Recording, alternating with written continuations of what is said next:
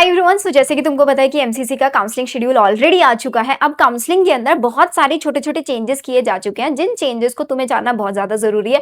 तो अगर तुम भी एमसीसी की काउंसलिंग कराने वाले हो, खुद से कराना चाहते हो या फिर हेल्प चाहिए, हर तरीके की गाइडेंस तुमको इस वीडियो में बताने वाली हूँ। तो तुम्हें अगर कुछ भी नहीं पता है ना यार कि काउंसलिंग होती क्या है, तुमको बिल्कुल बेसिक से रजिस्ट्रेशन से लेकर कॉलेज अलॉटमेंट तक स्टेप बाय स्टेप सिखाऊंगी कि तुम खुद की नहीं अपने दोस्त की भी काउंसलिंग कर पाओगे। एंड इसके बाद तुम्हें कोई और वीडियो देखने की जरूरत नहीं पड़ने वाली है। तो अब अगर हम काउंसलिंग की बात करें तो इसका पूरा का पूरा इन्फॉर्मेशन बुलेटिन आ चुका है।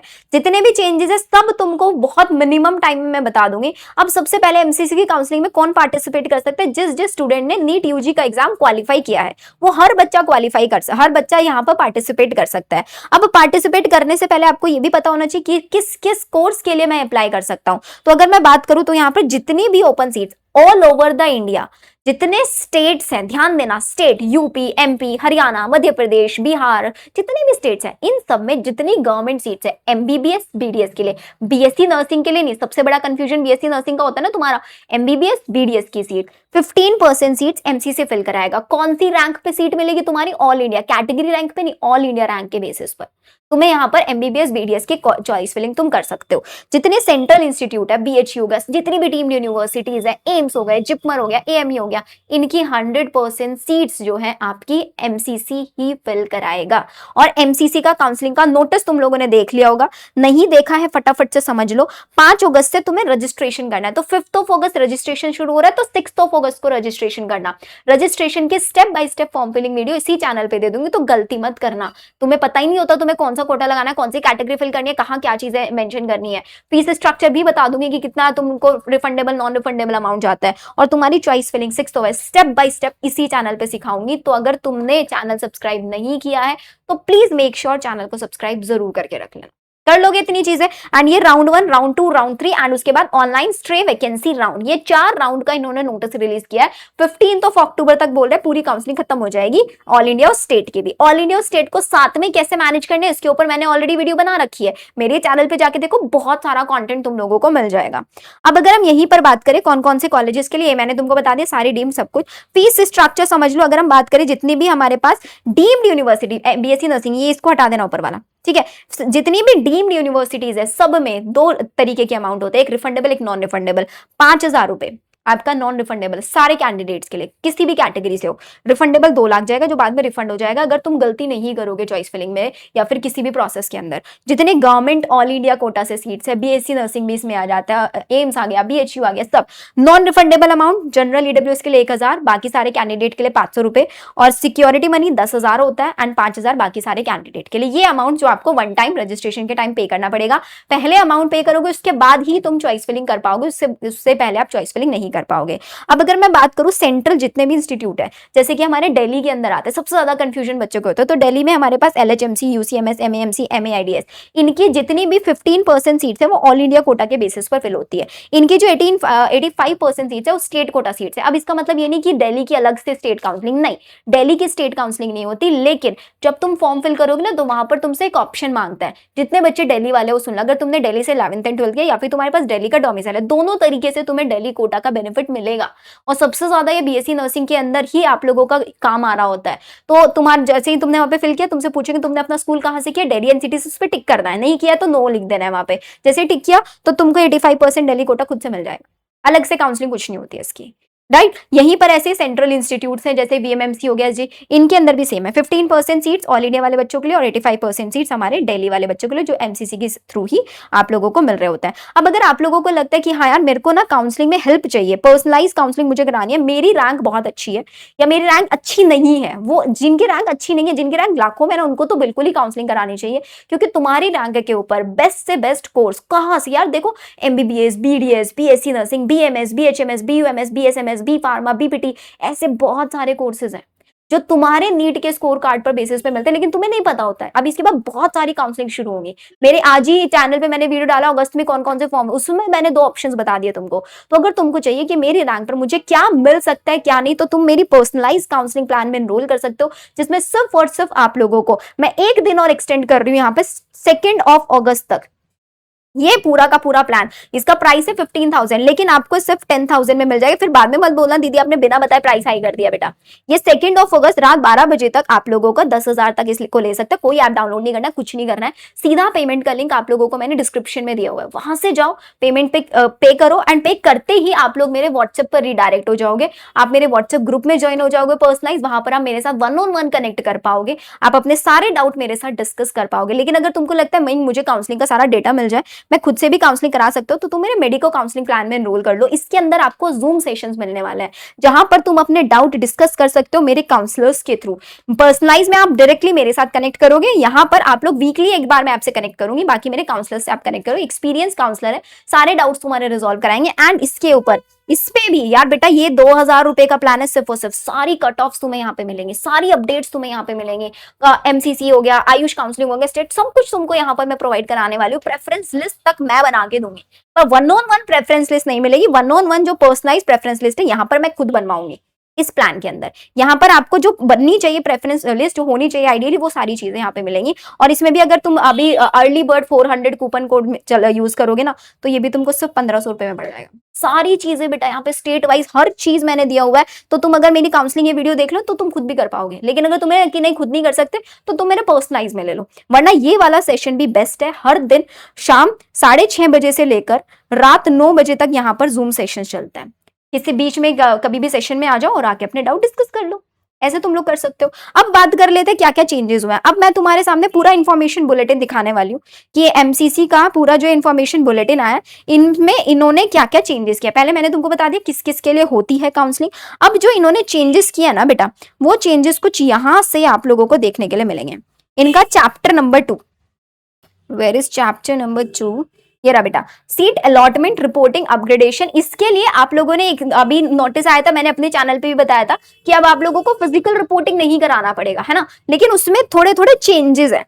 क्या चेंजेस है? दो तरीके के बच्चे हैं। अब इन्होंने कैंडिडेट को 2 कैटेगरी में, अब यहाँ पे ध्यान से सुन लेना, जो बच्चा खुद से करा रहा है, सबसे पहला स्टेप होगा तुम्हें रजिस्ट्रेशन करना है। अब रजिस्ट्रेशन कैसे करोगे, स्टेप बाय स्टेप मैं बता दूंगी। अब रजिस्ट्रेशन करने के बाद चॉइस फिलिंग के लिए तुम मेरा 1500 वाला प्लान ले लो, वहां पे तुमको प्रेफरेंसेस मिल जाएगी, वो कॉलेज फिल कर देना। मुझसे बनवानी है पर्सनलाइज वाला ले लो, चॉइस फिलिंग वाली प्रॉब्लम सॉल्व। अब उसके बाद राउंड 1, राउंड 2, राउंड 3 इनमें कैसे कैसे होता है, अपग्रेड क्या होता है, फ्रीज क्या होता है, फ्लोट क्या होता है, नहीं समझ में आता तो ध्यान से समझो क्या करना है।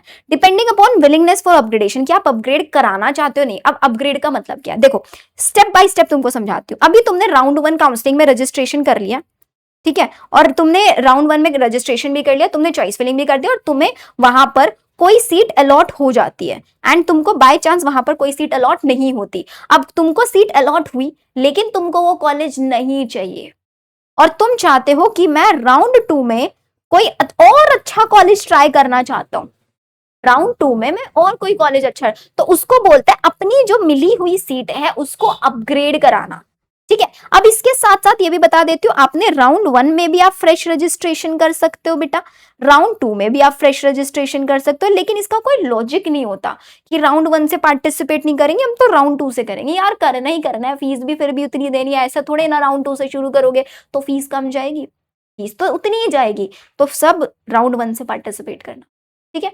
सीट मिली नहीं मिली, अब अगर सीट मिल गई तुमको, अब पता कैसे लगेगा, रिजल्ट आएगा, रिजल्ट में पूरी मेरिट लिस्ट बन के आती है। तुम एमसीसी के पोर्टल पे जब रजिस्टर करोगे, वहां पे लॉग इन करोगे, वहां पे भी दिखा मिल जाता है कि तुमको ये सीट अलॉट हुई है। तो अब वो सीट नहीं चाहिए तुमको, राउंड 2 में जाके अपग्रेड कराना है, कहना। अब वो चीज इन्होंने समझाई हुई है कि बेटा 2 ऑप्शन है। सबसे पहला कैंडिडेट ऑप्शन है फ्रीज कैंडिडेट, मतलब जो तुम्हें सीट मिली है तुम उस सीट को वहीं पे फ्रीज करना चाहते हो। फ्रीज का मतलब है यार मैं लेना चाहता हूं इस सीट को, I don't want to go for upgrade, आप अपग्रेड नहीं कराना चाहते तो आपको कॉलेज में फिजिकल रिपोर्टिंग करना पड़ेगा। कैंडिडेट हुआ satisfied with their allotted seat, do not want to upgrade in the next round, upgrade नहीं कराना है तो आपको कॉलेज में जाके फिजिकल रिपोर्टिंग कराना पड़ेगा।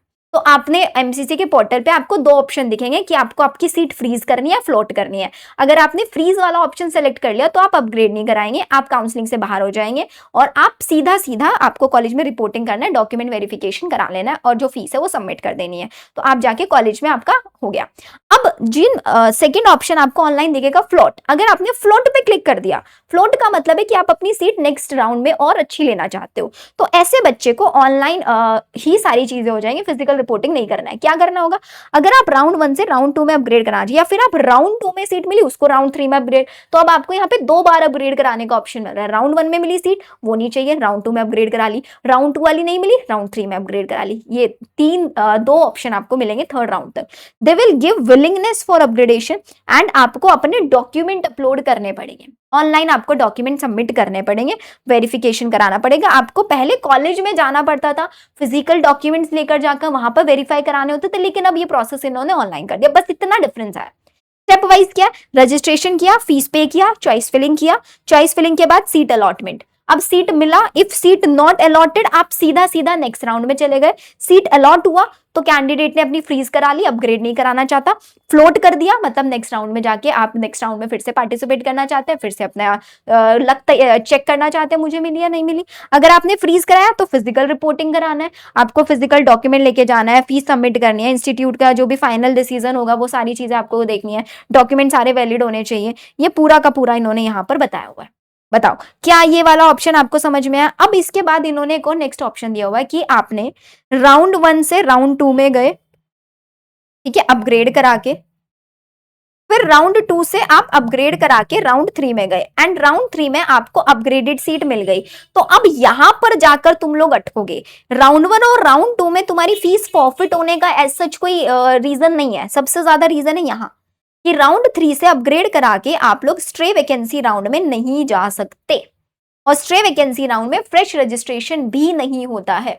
राउंड 3 में जो सीट मिली है उसको ज्वाइन करना पड़ेगा, अगर ज्वाइन नहीं किया तो फिर आपकी फीस वहीं पर फॉरफिट हो जाएगी। ये ऑप्शन है। और क्या ऑप्शन होता है, आपको राउंड 1 में सीट मिली तो राउंड 1 में आप फ्री एग्जिट भी ले सकते हैं कि यार मैं अपनी ना, ये सबसे ज्यादा कहाँ काम आता है जब आप प्राइवेट के लिए काउंसलिंग करा रहे हैं, डीम्ड के लिए। आपको राउंड 1 में कोई सीट मिली और आपको नहीं चाहिए वो सीट, अब या तो अपग्रेड करा लो। अब आपको पता है कि अपग्रेड करा के अगर मैंने सीट नहीं ली तो मेरी फीस तो फॉरफिट होगी, तो बहुत सारे बच्चे फ्री एग्जिट लेना प्रेफर करते हैं। अब वो फ्री एग्जिट होता क्या है वो भी समझ लेंगे। अब आ जाओ, एक प्रोसेस होता है सीट विदड्रॉ करना या फिर सीट को रिजाइन करना। अब क्या बोल रहे हैं कि यार अगर तुम्हारे पास, तुम एक फ्रीज कैंडिडेट हो, जिसने अपनी सीट फ्रीज कराई हुई है वो तो कॉलेज जाएगा। अब अगर जिसने सीट फ्रीज करा ली उसके बाद वो उस कॉलेज में नहीं जाना चाहता है, पहली चीज उसको कॉलेज में जाना पड़ेगा फिजिकल रिपोर्टिंग के लिए। आपने फिजिकल रिपोर्टिंग के लिए कैंडिडेट कैन रिजाइन और एग्जिट द सीट, वो बच्चा भी अपनी सीट को छोड़ सकता है और फिर नेक्स्ट राउंड में पार्टिसिपेट कर सकता है। As per the resignation rule for round 1 round 2 candidate can not resign exit round 3 की सीट को आप नहीं छोड़ सकते। मतलब राउंड 1 में सीट मिली आप उसको रिजाइन कर सकते हो, नेक्स्ट राउंड में चले जाओ। फिर सीट राउंड 2 में सीट मिली, रिजाइन कर सकते हो, राउंड 3 में चले जाओ, लेकिन राउंड 3 वाली सीट को आप नहीं छोड़ सकते। अगर आपने छोड़ी तो फीस फॉरफिट हो जाएगी। इसको इन्होंने पूरा का पूरा ना एक फ्लो चार्ट से समझाया हुआ है। कैसे, रजिस्ट्रेशन, चॉइस फिलिंग किया, सीट अलॉट हुआ, कैंडिडेट कैन डिसाइड कि उसको फ्रीज करना है। फ्रीज एंड फ्लोट अब रट गया होगा तुम लोगों को। फ्रीज का मतलब है कि सीट वहीं पर आपने फ्रीज कर ली एंड उसी को आप ज्वाइन करना चाहते हो। अब यहीं पर एक स्टेट वाला भी आएगा कि बच्चे ने ऑल इंडिया में भी पार्टिसिपेट, अब किसी को ऑल इंडिया से मिल रही है तो उसका मतलब उसको स्टेट से भी मिल ही जाएगी ना, उसने स्टेट में भी पार्टिसिपेट किया हुआ है। तो अब इन्होंने फ्री एग्जिट का ऑप्शन क्यों दिया कि बाय चांस, क्योंकि स्टेट तो उसके बाद होगा ना, अब स्टेट उसके बाद होगा, तो अब आपको ऑल इंडिया में मिल गई कोई सीट, आपने ज्वाइन की हुई है, तो और आपको स्टेट से और अच्छी कॉलेज मिल गया और आप अपनी स्टेट की सीट ज्वाइन करना चाहते हो, ऑल इंडिया की आप सरेंडर करना चाहते हो, तो आप अपना वहां पे ऑल इंडिया वाली सीट में रेजिग्नेशन दे सकते हो कि यार मैं सीट रिजाइन करना चाहता हूं, जो कि आपको ऑफलाइन जाके करना पड़ेगा। क्या ये चीज ठीक है? तो इसमें आप राउंड 1 में आपने फ्री एग्जिट ले लिया और राउंड 2 में आप अगर आप लेंगे तो राउंड 2 में अगर फ्री एग्जिट लेंगे तो आपकी फीस फॉरफिट होगी। फ्री एग्जिट राउंड 1 में है सिर्फ और सिर्फ, ये ध्यान देना, राउंड 1 में सिर्फ फ्री एग्जिट, राउंड 2 में नहीं है। अब नेक्स्ट चीज ये बोल रहे हैं अगर आपने सीट को फ्लोट किया है, मतलब आपने अपग्रेड कराया है और साथ ही साथ आपने स्टेट में भी पार्टिसिपेट कर रहे हो, तो आपका वन टाइम डॉक्यूमेंट वेरिफिकेशन होगा जो कि ऑनलाइन हो रहा है, ठीक है। फिर इसके बाद बोल रहे हैं आपको स्टेट में कोई सीट मिल गई, can perform online joining of allotted at the government provisional admission, want to join state seat will have to submit online resignation which is automatically recorded। हाँ बिल्कुल सही। अगर आपने राउंड 1 से राउंड 2 में अपग्रेड करा के आए और राउंड 2 में ही आपको स्टेट में भी सीट मिल गई, तो ये बोल रहे हैं कि अपग्रेड कराने के बाद जो आपको अपग्रेडेड सीट मिली है वो अपग्रेडेड सीट को आप रिजाइन कर सकते हैं। तो राउंड 1 में फ्री एग्जिट, राउंड 2 में ऐसा करोगे तो फीस फॉरफिट होगी। राउंड 3 भी थोड़ा सा रिस्की होता है, अभी मैं कंफ्यूज नहीं करूंगी आपको राउंड 3 भी बताकर, बट इससे पहले इन्होंने एक रिटेन और अपग्रेडेड कैंडिडेट का एक और फ्लो चार्ट दिया, इसको समझ लेते हैं। राउंड 1 में सीट मिल गई, आप अपग्रेड कराना चाहते हो। अगर आप अपग्रेड कराना चाहते हो तो इसको बोलते हैं क्या, फ्लोट करना। फ्रीज वाला कैंडिडेट तो कॉलेज जाएगा और सीधा कर लेगा। फ्लोट किया, राउंड 2 में सीट अलॉट हो गई। अब राउंड 2 में आपको पता है, राउंड 2 में फ्रेश रजिस्ट्रेशन वगैरह सब कुछ करोगे। राउंड 2 में भी आप फिर से अपग्रेड करा लो।